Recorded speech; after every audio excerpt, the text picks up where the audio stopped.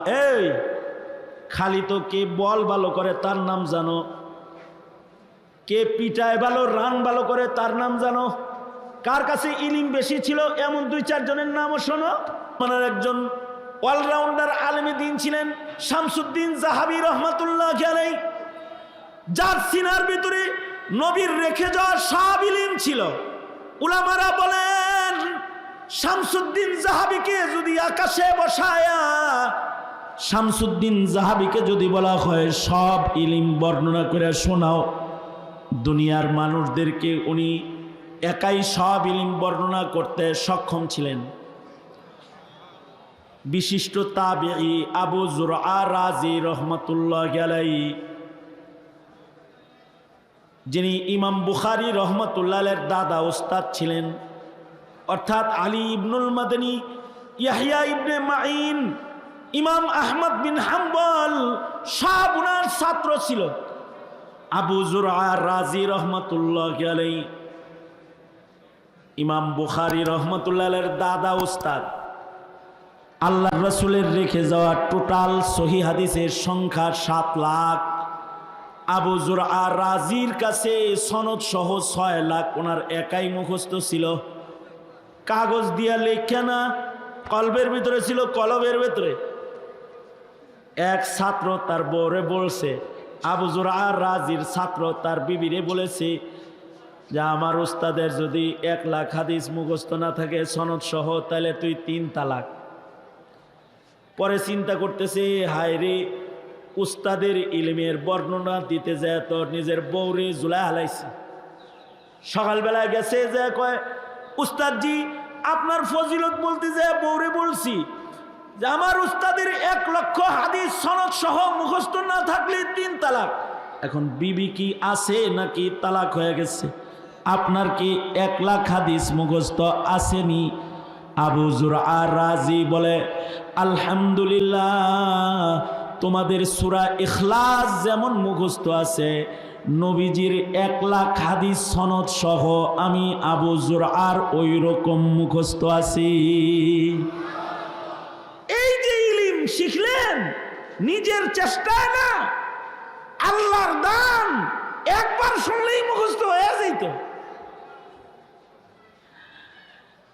উজবেকিস্তানে একটি কবরস্থান আছে, যারা উজবেকিস্তান সফরে যায় তারা ওই ইমাম বুখারীর জমিন, তো ওই গুরুস্থান তারা দেখতে যায়, যে কবরস্থানে 1700 হাফেজে হাদিস ঘুমায় রয়েছে, অর্থাৎ যাদের 1 লাখ করে হাদিস সনদ সহ সবার মুখস্থ, সবার কবর এক গুরুস্থানে। কারণ গুরুস্থানের জমিন ওয়াকফকারী যিনি, তিনি শর্ত দিছে যে আমার ওয়াকফ করা মাটিতে কেউ যদি শুইবার চায় তাহলে তার 1 লাখ হাদিস সনদ সহ মুখস্থ থাকতে হইব, আর তার নামটা মুহাম্মাদুর রাসূলুল্লাহ সাল্লাল্লাহু আলাইহি সাল্লামের নামে তার নাম হইতে হইব। যদি মুহাম্মদ নাম না হয় গুরুস্থানে জায়গা নাই। 1 লাখ হাদিস মুখস্থ না থাকলেও এই গুরুস্থানে জায়গা নাই।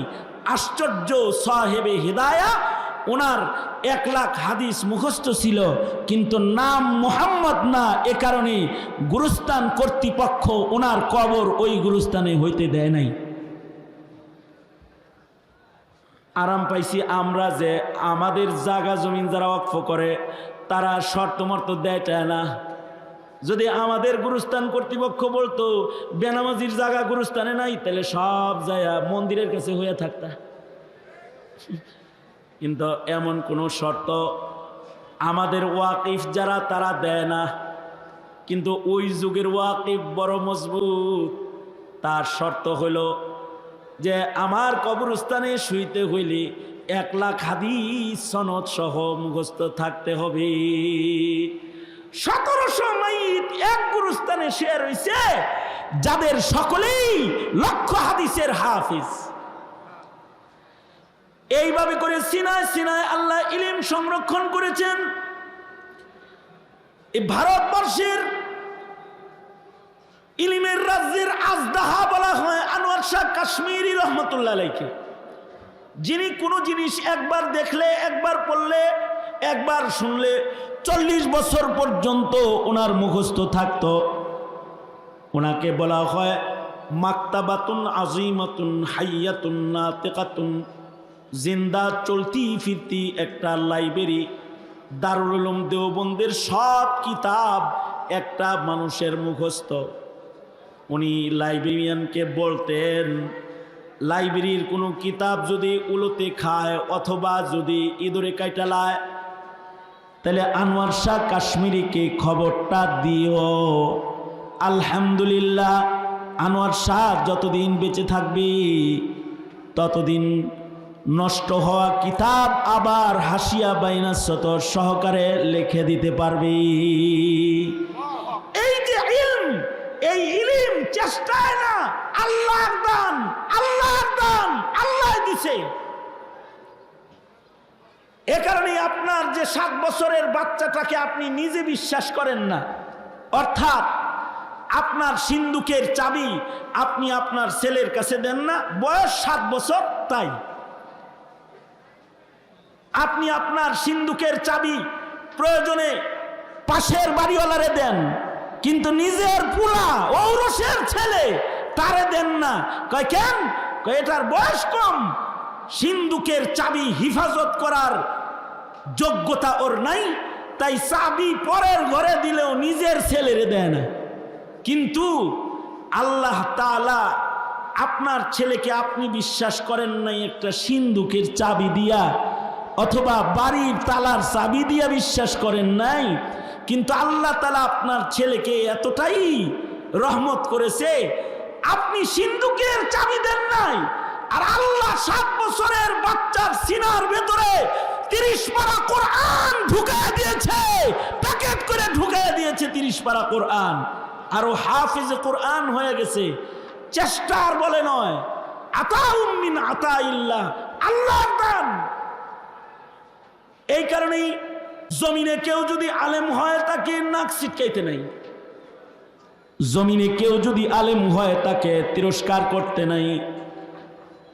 আলেমকে সম্মান করা চাই, কারণ আলেমের সম্মান ইলমের সম্মান।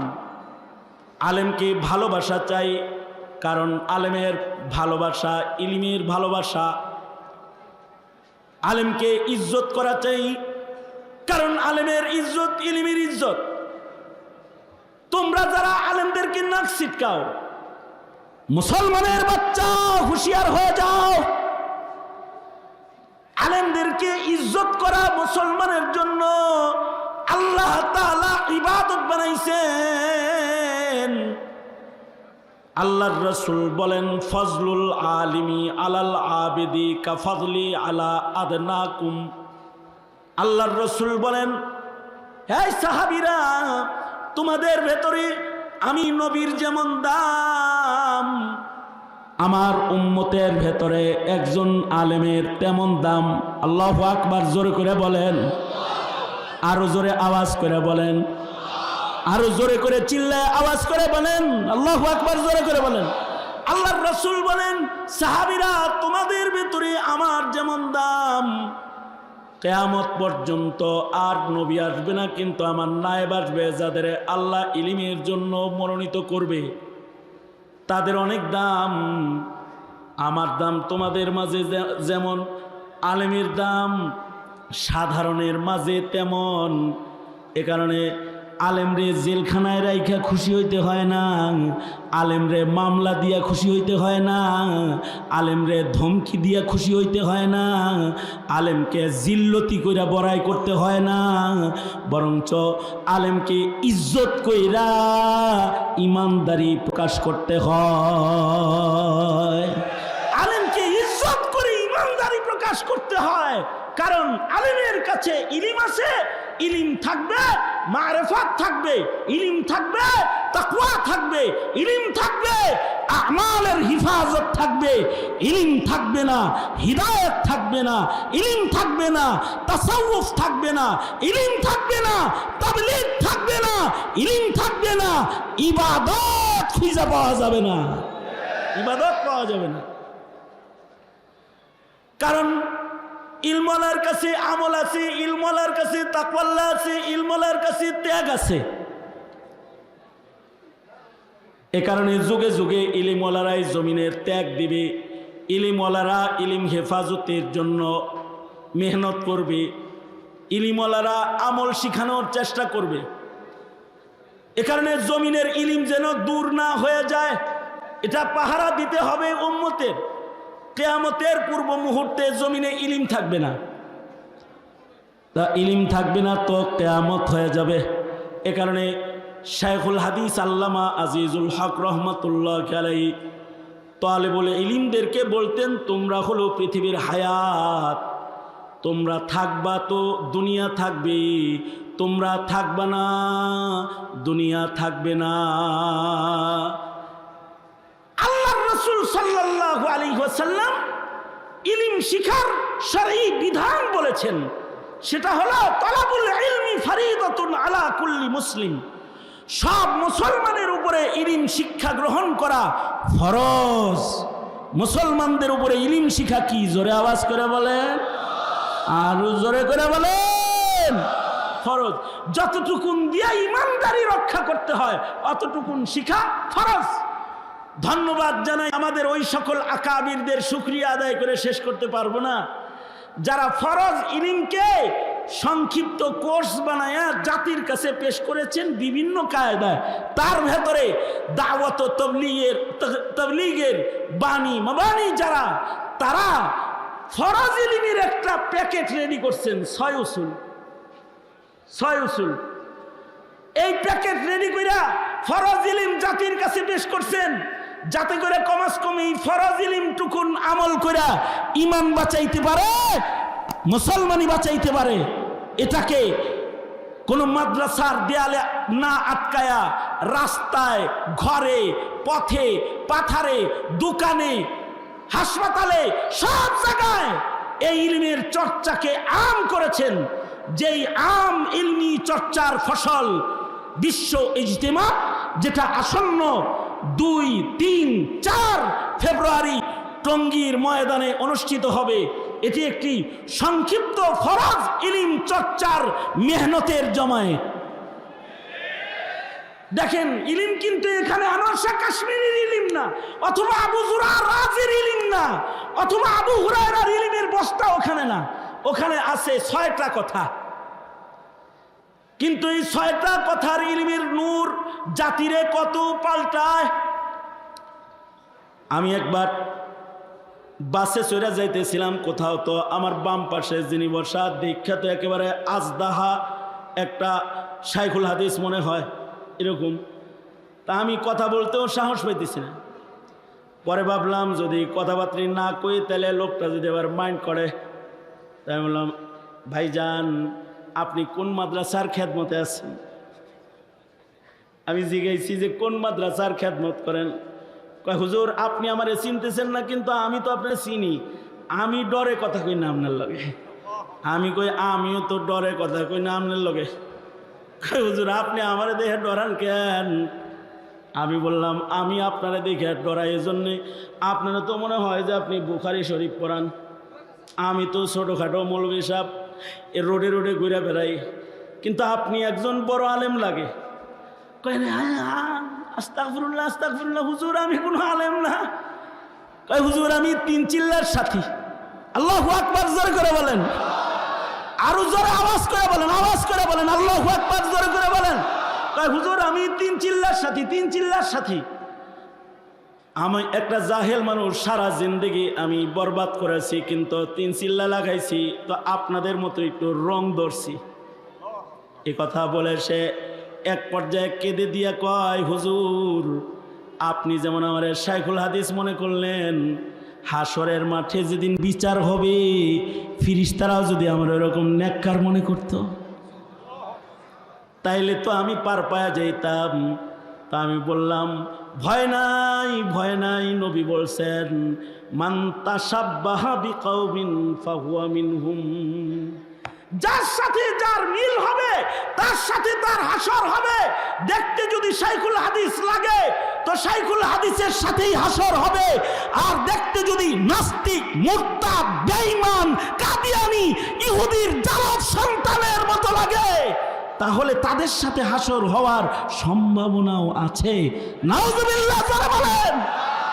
তাদের সাথে হাসর হওয়ার সম্ভাবনা আছে। আর যদি দেখতে আলেম আলেম লাগে তো মৌলবীর সাথেও হাসর হওয়ার সম্ভাবনা আছে। কারণ অল্প ইলমওয়ালাকেও আল্লাহ তাআলা কখনো কখনো ইলমে লাদুন্নি দিয়ে তাকে আলেমের মর্যাদায় পৌঁছায় দেয়।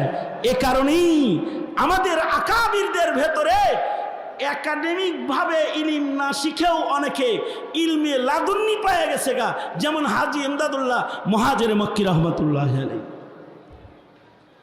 একদিকে আনোয়ার শাহ কাশ্মীরি, একদিকে কাসিমুল উলুমি ওয়াল খায়রাত কাসিম নানুতুবি, কত বড় বড় আলেমে দ্বীন, তারাও যায় হাজী ইমদাদুল্লাহ মুহাজির মক্কির কাছে বায়াত হইতো। কারণ কি, হাজী ইমদাদুল্লাহ মুহাজির মক্কিকে আল্লাহ তাআলা ইলমে লাদুন্নি দান করেছে। এ কারণে আশ্চর্য একটা মালফুজ আমি আপনাদেরকে শুনাইতেছি। আজীব একটা কথা, যেটা ইমাম মালিক রহমতুল্লাহ আলাইহি বলেছেন।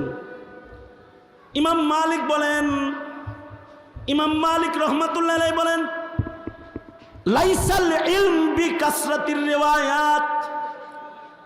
ইমাম মালিক বলেন, অনেক মালুমাত, অনেক রেওয়ায়াত মুখস্থ করার নাম ইলিম না, অনেক জানার নাম ইলিম না। কারণ অনেক জানে তো ইহুদিদের কাছেও অনেক ইলিম আছে, অনেক জানার নাম ইলিম না। বরঞ্চ ইলিম হলো বালিল ইলম নূরুম মিনাল্লাহ, ইলিম হলো আল্লাহ পাকের নূর, যেই নূর আল্লাহ নিজের থেকে তার বান্দারে দেয়, আল্লাহ নিজের কাছে বান্দারে নেওয়ার জন্য, ওইটার নাম হলো ইলম। এই কারণেই সাহাবায়ে কেরামের ভিতরেও যদিও অধিক হাদিস রিওয়ায়াত করেছেন আবু হুরায়রা, কিন্তু সকল সাহাবীদের ইজমা ছিল, ঐক্যমত ছিল, কানা আবু বকর আলামানা, আবু বকর হলো আমাদের ভেতরে সবচেয়ে বড় আলেম। কিন্তু হাদিসের পাতায় আবু বকরের রিওয়ায়াত বেশি না, রিওয়ায়াত বেশি পাওয়া যাবে আবু হুরায়রা, ইবনে আব্বাস, ইবনে মাসউদ, ইবনে ওমর রিজওয়ানুল্লাহি আলাইহিম আজমাইন, ওনাদের রিওয়ায়াত বেশি পাওয়া যাবে। কিন্তু আবু বকর সম্পর্কে সব সাহাবীরা একমত, কানা আবু বকর আলামানা, আবু বকরের ভেতরে আমল বেশি, ওইটাই প্রমাণ করে আবু বকরের কাছে ইলম বেশি, লাদুন্নি ইলম সহ আবু বকরের কাছে আছে। হযরত উমরের ভেতরে আমল বেশি, উমরের আমল প্রমাণ করে উমর আলেম বড়। উমরের কত আমল, আল্লাহর রাসূল বলে আকাশের তারা যেমন গুনা যায় না, আমার উমরের আমল তেমন গুনাহ যাবে না, উমরের আমল গুনাহ যাবে না। আমল এত বেশি, নেকি এত বেশি যে ফেরেশতারা উমরের নেক গুনাহ শেষ করতে পারবে না। এই যে উমরের নেক আর আমল, উমরের আমল প্রমাণ করে উমর মুত্তাকি বড়, উমরের আমল প্রমাণ করে উমর আলেম বড়। কারণ যার তাকওয়া বড় সে আলেম বড়, যার ইলম বড় তার তাকওয়া বড়। ইন্নামা ইয়াখশাল্লাহা মিন ইবাদিহিল উলামা। আল্লাহর রাসূল সাল্লাল্লাহু আলাইহি ওয়াসাল্লামের ব্যাখ্যা করেছেন এই ইলমের সাথে তাকওয়ার সম্পর্ক। এ কারণে আলেম বড় হইলে আল্লাহ কয় ইন্নামা ইয়াখশাল্লাহা মিন ইবাদিহিল উলামা, তার ভয়ও বেশি বড় হবে। আলেমরাই কেবলমাত্র আল্লাহকে বেশি ভয় করে, কারণ ইলম আছে যে, এই কারণে আল্লাহরে বেশি ভয় করে।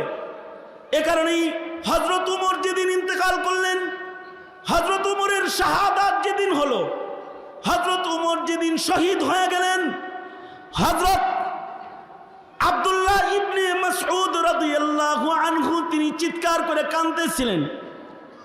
আর আব্দুল্লাহ ইবনে মাসউদ বলতেছিলেন, হায় রে উমর তো মরে নাই, উমরের মৃত্যুর মাধ্যমে এই পৃথিবীর মাটির উপর থেকে ইলমের 10 ভাগের 9 ভাগ মরে গেছে। ইলমে দ্বীনের 10 ভাগের 9 ভাগ উমরের মৃত্যুর মাধ্যমে মরে গেছে। এটা আব্দুল্লাহ ইবনে মাসউদ রাদিয়াল্লাহু আনহু বললেন।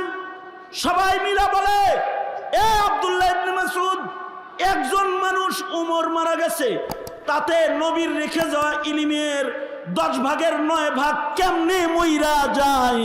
এটা আমগর বুঝে আসে না। আব্দুল্লাহ ইবনে উমর বলে, আলফাজে ইলম তো পাওয়া যাবে, উমরের মতো আনওয়ারে ইলমওয়ালা কয়জন পাওয়া যাবে? দেখো না উমরের আনওয়ার কত, উমরের তাকওয়া কত, উমরের বসিরত কত। উমরের বসিরত, উমরের তাকওয়া, এই সব উমরের ইলমের কারণে। উমর মারা গেছে তো তাকওয়া মারা গেছে, বসিরতওয়ালা একজন মানুষ মারা গেছে। কেমন যেন উমর মারা গেছে তো ইলমি দ্বীনের 10 ভাগের 9 ভাগ মরে গেছে। কারণ হযরত উমরের মতো মুত্তাকি পাওয়া যায় না। হযরত উমর এত মুত্তাকি ছিলেন যে হযরত উমর সম্পর্কে আল্লাহর রাসূল বলেছেন, লাউ কানা বাদি নাবিয়্যুন লাকানা উমর। আল্লাহর রাসূল বলেছেন, আশাদ্দুহুম ফি আমরিল্লাহি উমর। আল্লাহর রাসূল বলেছেন, ফারুক বাইনাল হাক্কি ওয়াল বাতিল উমর। আল্লাহর রাসূল বলেছেন, মুহাদ্দিসি উমর। আল্লাহর রাসূল উমরকে নিজের মুহাদ্দিস বলেছেন।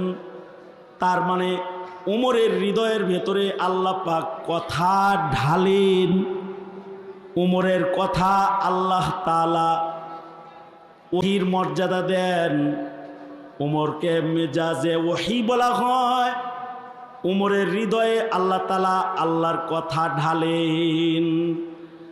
মুসলিম শরীফের রিওয়ায়াত আছে, আল্লাহর রাসূল হঠাৎ করে একবার মসজিদে নববী থেকে বের হয়ে কোনো এক বাগানে চলে গেলেন। সাহাবীরা নবীরে খুঁজে পায় না, পেরেশান।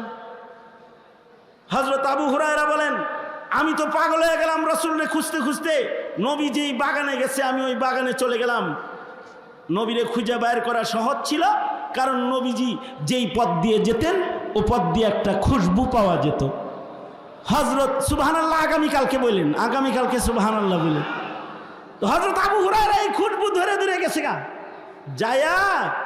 হযরত আবু হুরায়রা বলেন, রাসূলকে অনেকক্ষণ দেখি না, পাগল হয়ে গেলাম, কেমনে নবীর সামনে যাবো? বাগানের চতুর্দিকে দেয়াল, গেট খুঁজে পাই না। পানি বের হওয়ার নালার নিচ দিয়া হামাগুড়ি দিয়া ভিজা নবীর সামনে হাজির হয়ে গেলাম। আল্লাহর রাসূল আমাকে দেখে বলে, আবু হুরায়রা? জি আবু হুরায়রা, আল্লাহর নবী আমি আবু হুরায়রা। আল্লাহর রাসূল, আপনি আসছেন, আমরা সব পাগল হয়ে গেছি, সব তো এই বাগানের দিকে হানাইতাছে। আল্লাহর রাসূল বললেন, আবু হুরায়রা, এই যে আমার 2টা জুতা নাও, আমার এই জুতা 2টা লইয়া তুমি যারা আইতেছে সবার কাছে যাও, যা বলবা এই জুতাটা হলো তুমি যে আমার পক্ষ থেকে কথা বলতে যাইতেছে, এটার দলিল হইল আমার নালাইন।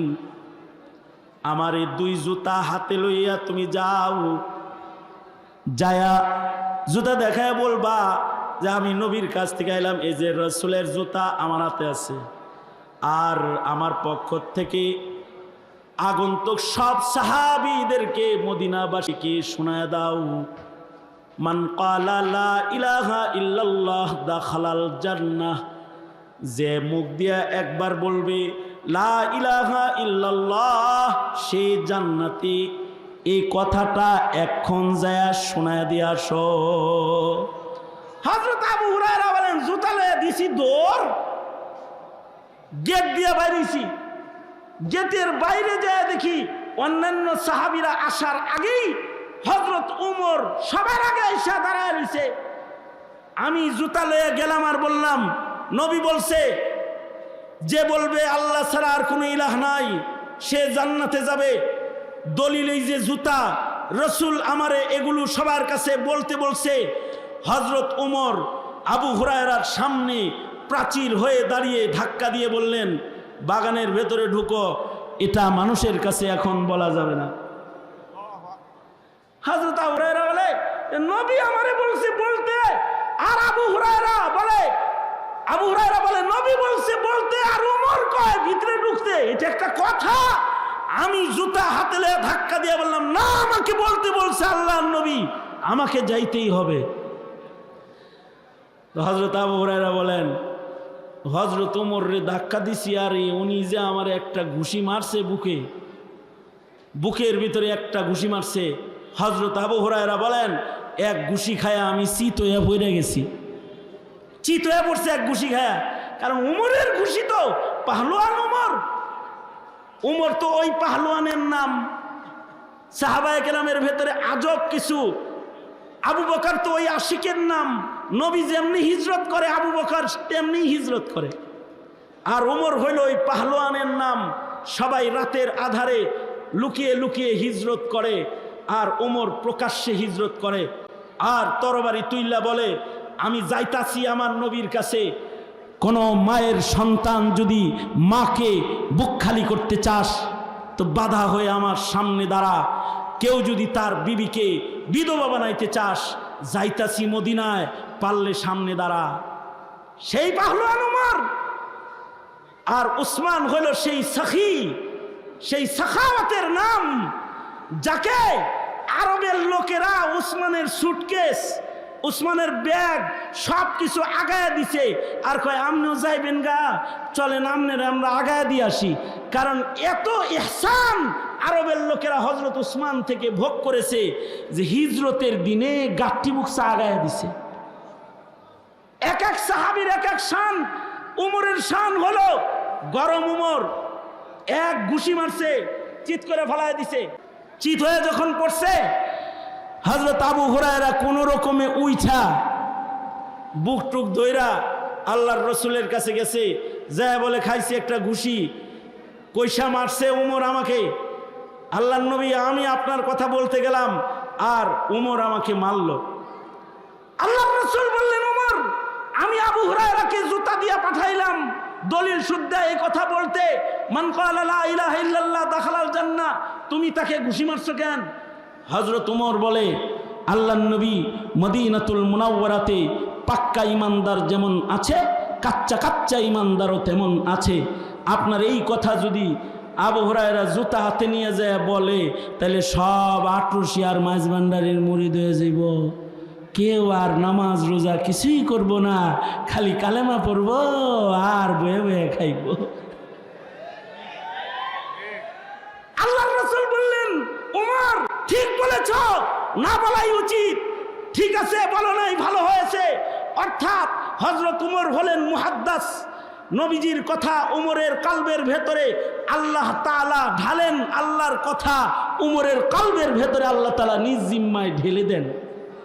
প্রশ্ন আসতে পারে, তাইলে উমরের হৃদয়ে আল্লাহ ঢাললো, নবীর সাথে কি খাতির? তাইলে উমরের চাইতে কম নাকি? নবী বুঝলো না? বুঝছে, কিন্তু নবী তখন আলমী রহমতের ভেতরে ছিল। এ কারণে রহমত আর মায়া মমতা যশ পয়দা হয়ে গেছিল। হযরত উমরের সাথে কথা যখন বলতেছে তখন আলেমের দুনিয়াতে আছে। দেখবেন কিছু কিছু হালাতে যে যা চায় তাই দিতে থাকে, এটা রহমতের সময় যায়।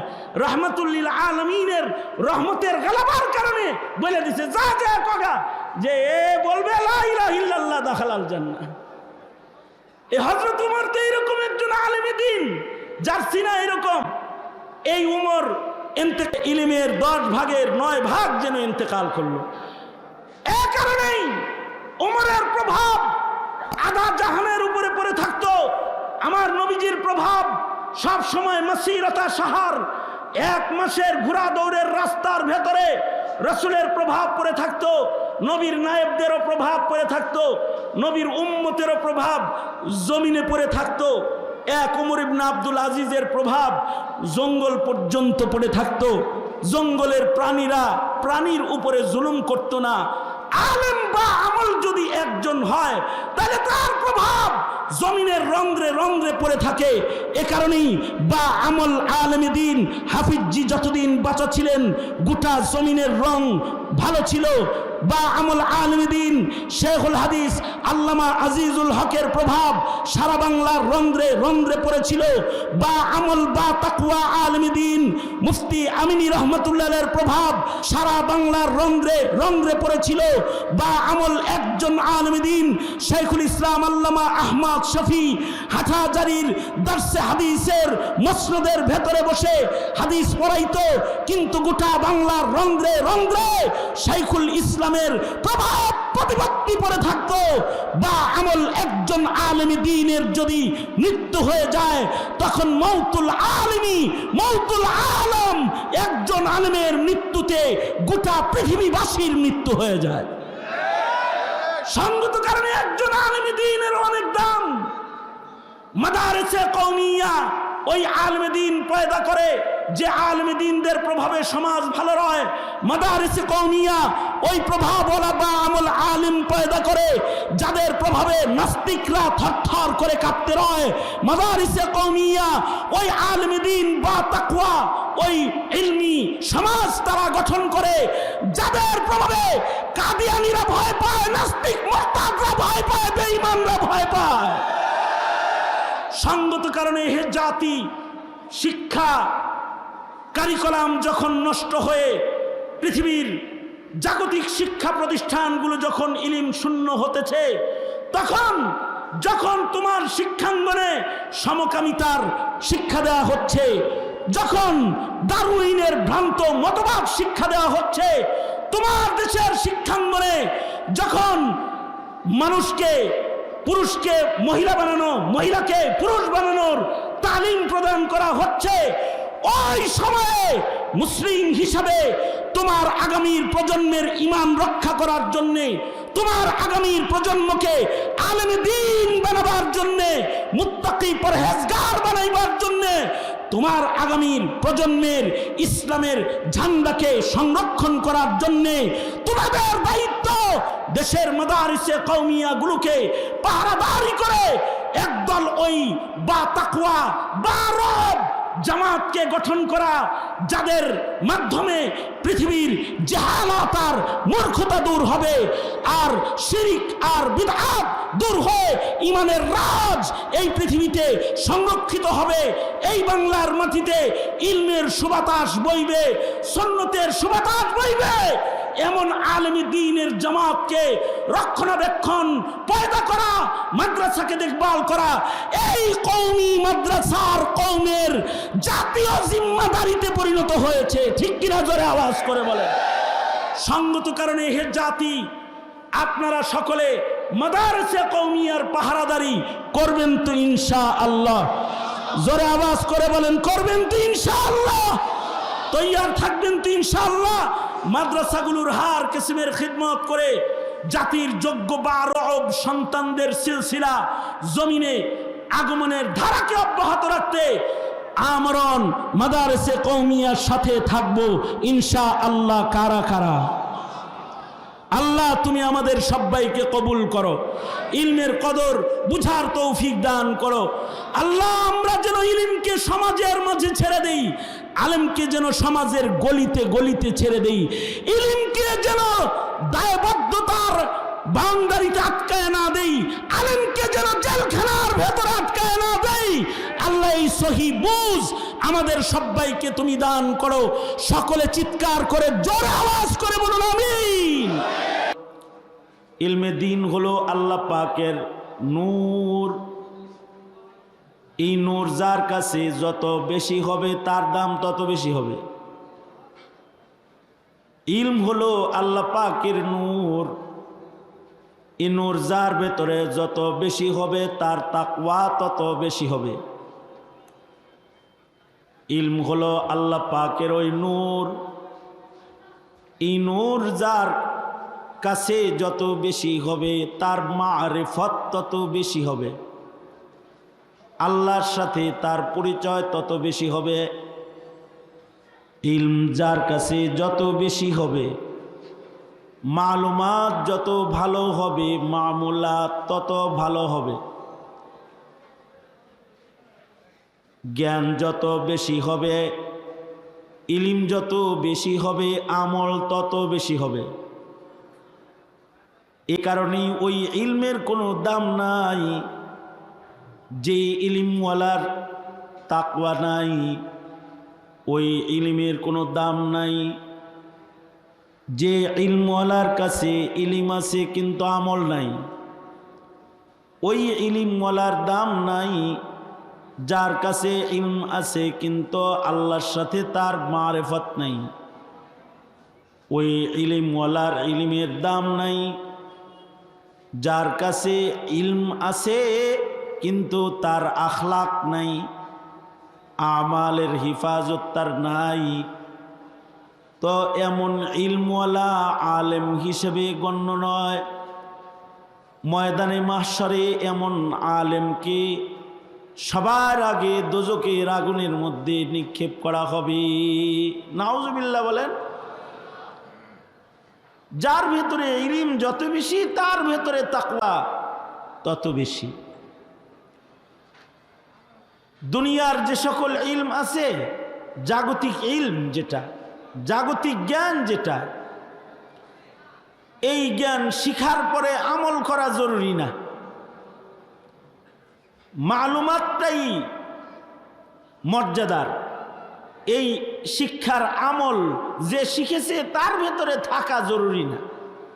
এই কারণেই পৃথিবীর মাটিতে এমন ইঞ্জিনিয়ার পাবেন যে সারা জীবনেও ইঞ্জিনিয়ারিং কাজকাম করে না, জীবনে একটা প্ল্যান রেডি করে নাই, কোনো ধরনের ইঞ্জিনিয়ারিং কর্মকাণ্ডে সে অংশগ্রহণ করে নাই, মাগার সে ইঞ্জিনিয়ার, সে ইঞ্জিনিয়ারিং শিক্ষা গ্রহণ করেছে। পৃথিবীতে এমন অ্যাডভোকেট পাবেন যে অ্যাডভোকেট জীবনে কোনোদিন কোর্টের বারান্দা দিয়েও হাঁটে নাই, জীবনে কোনোদিন কোনো মামলা নিয়ে সে দাঁড়ায় নাই। এমন অ্যাডভোকেট পাইবেন, আছে না নাই? মানুষ তাকেও অ্যাডভোকেট বলে ডাকে, কিন্তু তার কাছে মামলা লয়া যায় না, কয় কোর্টে যায় না, এটা হুদা অ্যাডভোকেট। তারপরেও মানুষ তাকে শুধু শুধু অ্যাডভোকেট বলে। তার ইলমের নিসবত তার অর্জন হয়। এমন ডাক্তার পাবেন যে বহির্বিশ্ব থেকে ডাক্তারি পাশ করে আসছে, কিন্তু সে কোনোদিন ডাক্তারি করে না, রোগী দেখে না। সে রোগী দেখা বাদ দিছে, রাজনীতি ধরছে অথবা ব্যবসা ধরছে। শিখছে ডাক্তারি কিন্তু আমল করে নাই, কিন্তু এটা তার জন্য দোষ হয় নাই। কিন্তু পৃথিবীতে এমন আলেম নাই যার ভেতরে আমল নাই, কিন্তু মানুষ তার দোষ ধরে নাই। যদি কারোর ভেতরে ইলম থাকে, ইলমি দ্বীন যদি কেউ শিক্ষা গ্রহণ করে, আর যদি দ্বীনের উপরে চলার মাপদা তার না হয়, ইঞ্জিনিয়ারি না করলে তার ইঞ্জিনিয়ার কয়, ডাক্তারি না করলেও তাকে ডাক্তার কয়, অ্যাডভোকেটগিরি না করলেও তাকে অ্যাডভোকেট কয়। কিন্তু আলিম যদি বা আমল না হয় তাহলে তাকে আলিম কয় না, তাকে মানুষ জালেম বলে। কয় এটা আলেম নামের কলঙ্ক, যে ওর কাছে ইলম আছে কিন্তু ওর কাছে ইলমের আমল নাই। কারণ ইলম, দুনিয়ার ইলম আমল করার জন্য না, দুনিয়ার ইলম মালুমাতের জন্য, জানার জন্য শিখা। আর দ্বীনি ইলম যেটা নবীরা যেটা শিখাইছেন, ইলমি দ্বীন যেটা, এটা শুধু জানার জন্য শিখা না, এটা মানার জন্য শিখা। এটা কিসের জন্য শিখা? জোরে বলেন, আরো জোরে আওয়াজ করে বলেন, কিসের জন্য শিখা? এটা মানার জন্য শিখা। এ কারণেই জাগতিক জ্ঞানের উপরে বিশ্বাস না হইলে সমস্যা নেই, বরঞ্চ জাগতিক জ্ঞানের উপরে বিশ্বাস রাখারই কায়দা নাই। কিন্তু ইলমি দ্বীনের উপরে বিশ্বাস না রাখলে তার ঈমান নাই। জাগতিক জ্ঞানের ভেতরে ভুল থাকতে পারে, ভুল বের হওয়ার ভেতরে কোনো দোষ নাই, কারণ জাগতিক জ্ঞান ভুল হওয়াটাই স্বাভাবিক। যে জ্ঞানটা চোখের দ্বারা অর্জন হয়েছে ওটার ভেতরে ভুল হওয়া স্বাভাবিক। একবারে এটা সহি নাও দেখতে পারে, কারণ আল্লাহ কয় ফারজিল বাসারা কাররাতাইন, একবার দেখা যদি তোমার ইয়াকিন না হয় তাহলে দ্বিতীয়বার আবার দেখো। কানের দ্বারায় যে ইলম হাসিল হয় ওটার উপরে ইয়াকিন হয় না, শোনার পরে নিজেই চিন্তা করে ভুল শুনলাম না সহি শুনলাম। হাওয়াসে খামসার দ্বারা যে ইলমগুলা হাসিল হয় সে ইলমের উপরে অবিশ্বাস করার সুযোগ আছে, অবিশ্বাস পয়দা হয়। কিন্তু ইলমে দ্বীন এমন একটা ইলমের নাম যার ভেতরে ভুল নাই, যার ভেতরে অবিশ্বাস করার কোনো সুযোগ নাই। লা রাইবা ফিহ, যে ইলমের ভেতরে এক জাররা ভুল নাই সেটা হলো ইলমে দ্বীন, কোরআন হাদিস, এর ভেতরে ভুল নাই। এ কারণে এই ইলমের উপরে বিশ্বাস রাখাও ঈমান। আমানতু বিল্লাহি ওয়া মালাইকাতিহি ওয়া কুতুবিহি ওয়া রুসুলিহি, আল্লাহর উপরে যেমন ঈমান রাখতে হয়, ওয়া কুতুবিহি, আল্লাহর ইলমের উপরেও ঈমান রাখতে হয়। আল্লাহ যেমন হক, আল্লাহ পাকের ইলম হক। আল্লাহর ইলমের উপরে কারোর যদি ঈমান না হয়, অথবা নবীর ইলমের উপরে যদি কারোর ঈমান না হয়, তাহলে সে বেঈমান হয়ে যায়। এ কারণে মুনকিরে কোরআন তার ঈমান নাই, মুনকিরে হাদিস যদি কেউ হয় তারও ঈমান নাই। কারণ এটা এমন একটা জ্ঞান, এমন একটা ইলম যার ভেতরে ভুল নাই, যার ভেতরে সন্দেহ করার সুযোগ নাই, যার উপরে বিশ্বাস রাখাও মুমিনের ঈমান। এমন একটা ইলমের নাম হলো ইলমে দ্বীন।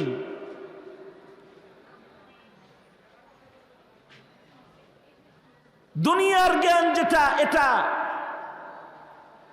রিপ্লেস হয়, পরিবর্তন হয়, এর তাবদীল আছে, পরিবর্তন আছে, রংধনুর মতো উঠে নামে, সাত রং আছে। ইলমে দ্বীনের সাত রং না, এক রং, এক রং।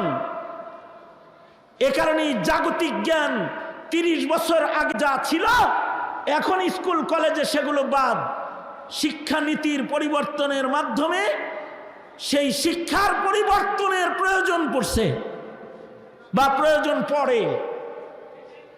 বিজ্ঞানের বই 20 বছর আগে যা ছিল এখন তা নাই। 40 বছর আগে যা ছিল তা নাই। 60 বছর আগে বইয়ে যা ছিল এখন তা নাই।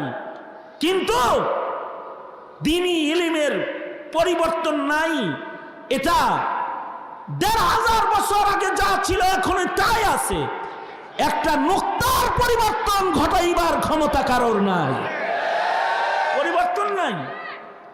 কারণ এই ইলম যার, হিফাজত করার জিম্মাদারিও তার। ইলমে দ্বীন তো আল্লাহর নূর, এটার হিফাজতের দায়িত্ব আল্লাহ নিজের কাছেই রাখছেন। আরো আশ্চর্য বিষয় হলো,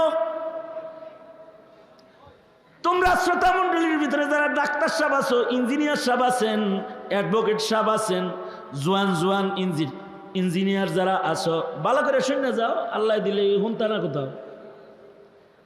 তুমি ইঞ্জিনিয়ার নিজের চেষ্টায় হতে পারবে, ডাক্তার নিজের চেষ্টায় হতে পারবে, অ্যাডভোকেট হতে চাও তো চেষ্টা করলে অ্যাডভোকেট হইতে পারবা, কিন্তু চেষ্টা করে আলেম হইতে পারবা না। নিজের চেষ্টায় কেউ আলেম হইতে পারে না। ইলম হলো আতা উম্মিন আতা ইল্লাহ, এটা জাগতিক জ্ঞান না। জাগতিক জ্ঞান নিজের ইচ্ছায় মনোনয়ন লয়া মনোনীত কইরা শিখা যায়, কিন্তু ইলমে দ্বীন এটা নিজের ইচ্ছায় শিখা যায় না। মাইয়ুরিদিল্লাহু বিহি খাইরান ইউফাক্কিহু ফিদ্দীন। আল্লাহ যার জন্য খায়ের চায়, আল্লাহ যদি কারোর সিনাকে ইলমের জন্য মনোনীত করে, তো আল্লাহ তাআলা কখনো কখনো শিক্ষক ছাড়াও মিল্লাদুন্না ইলমা, আল্লাহ তাআলা লাদুন্নি ইলম নিজের থেকে তাদের দিয়ে দেয়। যদি আল্লাহ কাউকে মনোনীত করে ফেলায়, সঙ্গত কারণেই, এই কারণেই ছোট ছোট বাচ্চারাও আলেম হয়ে যায়, 7 বছরের শিশু হাফিজুল কোরআন হয়ে যায়, নিজের ইচ্ছায় নয়, আল্লাহর মনোনয়নে সে পাওয়া যায়। মা বাবায় মান্নত মানে অনেক রে যে আলেম বানাবে, কিন্তু এটা আলেম হয় না। অনেকরে আলেম বানানোর নিয়ত করছে, কিন্তু এটা বড় আলেম হয়েছে, নাম কব না আমি, মাদ্রাসায় পড়ছে কিন্তু বড় আলেম হয়ে গেছে। আর রিক্সাওয়ালার ঘর থেকে আলেম হয়ে গেছে। আল্লাহ মনোনীত করে ফেলেছেন, পছন্দ করে ফেলেছেন, তো আল্লাহ তাআলা ইলমের খাজানা দইরা নিজের কুদরত দিয়া সিনার ভিতরে ঢুকায় দিছে। কারণ এটা আল্লাহর জিম্মাদারিতে আল্লাহ তাআলা সিনায় ঢুকায়। এ কারণেই আল্লাহর রাসূল যখন কোরআন মুখস্থ করার জন্য ঠোঁট ঘন ঘন নাড়তেছিলেন, আল্লাহর পক্ষ থেকে নিষেধাজ্ঞা এসে গেল, লা তুহাররিক বিহি লিসানাকা লিতাআজালা বিহি। ওগো বন্ধু, আমার কোরআন মুখস্থ করার জন্য আপনার ঠোঁট এত ঘন ঘন নাড়ানোর দরকার নাই, আপনার কষ্ট করার দরকার নাই। আমি নিজে আপনার সিনার ভেতরে কোরআন জমায়ে দেব। আপনার কষ্ট করে বারবার ঠোঁট নাড়াইতে হবে না, আমি নিজে আপনার সিনার ভেতরে ইলম দিয়ে দিব। ঘটনা তাই বেঙ্গলনি মাদ্রাসার হেফজখানার ভেতরে 200-150 হাফেজে কোরআন আছে, যারা কোরআন লইয়া 24 ঘন্টা পড়বার লাগছে, কিন্তু আল্লাহ কাউনে কাউনে ঢাইলে দিয়ে দেয়। একটা চেষ্টা কইরা 6 বছর বইরা পড়ছে 15 পারা, আর একটা 7 মাসে হিফজ শেষ। একবার পড়ছে আর আল্লাহ তাআলা দিয়ে দিছে। আল্লাহর নূর, আতা উম্মিন আতা ইল্লাহ, আল্লাহর দান, আল্লাহর সিফাত আল্লাহ তাআলা দিয়ে দিছে। তো 7 মাসে হাফেজ হয়ে গেছে গা, 7 বছরের বাচ্চা। এ কারণে ইলমের জন্য বয়স নাই। আল্লাহর পক্ষ থেকে ইলম দেয়, বয়স লাগে না, এমনকি আকলও লাগে না, খুব বেশি বুদ্ধি শুদ্ধি লাগে না, এমনি বেবলা বেবলা লাগে, কিন্তু টোটাল কোরআন মুখস্থ একটা লুকমা নাই। এমনি মনে হয় সাধারণ সাধারণ, কিন্তু কিতাব সব মুখস্থ আল্লাহ দিয়ে দিছে। তো তার সিনার ভেতরে ইলম ঢুকে গেছে। এ কারণেই ইলমের হিফাজত কাগজ কলম দেওয়া হয় নাই, ইলমের হিফাজত সনদ দেওয়া হয়েছে। সনদ সনদ সিনা বসিনা, সনদের মাধ্যমে ইলমের হিফাজত হয়েছে। এখনো পর্যন্ত ইলমে দ্বীনের বাজারে সনদ ছাড়া কথার দাম নাই। কারণ কাগজ দিয়া এই ইলম হেফাজত হয় নাই, কলম দিয়া হেফাজত হয় নাই। এই পৃথিবীতে যখন কাগজ আসে নাই, কলম আসে নাই, তখনও ইলম ছিল। রেখেছেন কি? হ্যাঁ, আওয়াজ করে বলেন, রেখেছেন কি? কাগজ ছিল না, কিন্তু ইলম ছিল। কারণ রাসূল তো ইলম দিয়া গেছেন ছাত্রদের কাছে, তারাকতু ফিকুম আমরাইন লান তাযিল্লু মা তামাসসাকতুম বিহিমা কিতাবাল্লাহ ওয়া সুন্নাত রাসূলিহ। আল্লাহর রাসূল বলেন, আমি কোরআন হাদিস দিয়া গেলাম, ইলম দিয়া গেলাম। কাদের কাছে দিয়া গেছে? কাগজে লেখা দিয়া দেয় নাই, কলবের ভিতরে ছাইরা রেখে গেছে, সাহাবীদের কলবের ভিতরে রেখে গেছে। ১০০ লাখ সাহাবীর কাছে দিয়া যায় নাই, মাত্র কয়েকশো সাহাবীর কাছে দিয়ে গেছে। কারণ ১০০ লক্ষ সাহাবীর সবাই আলেম ছিল না। কিছু আলেম ছিলেন যাদের সিনার ভেতরে আল্লাহ তাআলা ইলম আটকাইছেন। একাই নবীজির লক্ষ লক্ষ কথা বর্ণনা করে ফেলেছে, একাই একজনে লাখ লাখ কথা বর্ণনা করছে। কারণ আল্লাহর দান এক আবু হুরায়রা সব সাহাবী মিলা যা করছে তার চাইতে একা বেশি বর্ণনা করেছে। আল্লাহ দান করেছে আব্দুল্লাহ ইবনে মাসউদ, আব্দুল্লাহ ইবনে আব্বাস, নবী দোয়া করছে, আল্লাহুম্মা ফাক্কিহহু ফিদ্দীন ওয়া আল্লিমহুল কিতাব ওয়াল হিকমাহ। নবীর দোয়ার বরকতে তাদের সিনা ইলম সংরক্ষণের জায়গা হয়ে গেছে। কাগজের আগমন হয় নাই, কিন্তু ইলম সব মুখস্থ। সাহাবায়ে কেরামের পরে তাবেঈন, তাবেঈন, কাগজ নাই, মাথার ভিতরে ইলমে দ্বীন ভরা। নবীর যা ইলম আছে সব এক একজনের সিনার ভিতরে আছে। যেমন ইলমের রাজ্যের কিছু আজদাহা আছে, হাইয়াতুল ওয়াদি, জঙ্গলের আজদাহার মতন হাইয়াতুল ইলম কিছু আছে। ইলমের আজদাহা,